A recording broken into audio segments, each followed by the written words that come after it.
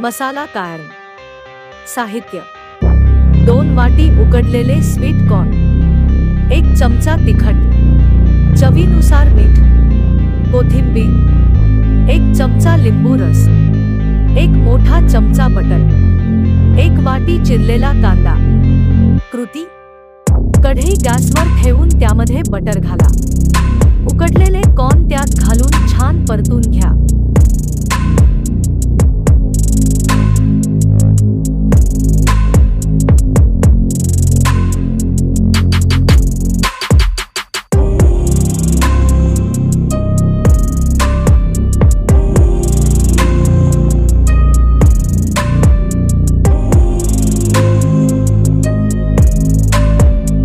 एका भांड्यात कार काढून तिखट, मीठ, चिरलेला कांदा, कोथिंबीर आणि लिंबूचा रस घालून मिक्स करून घ्या।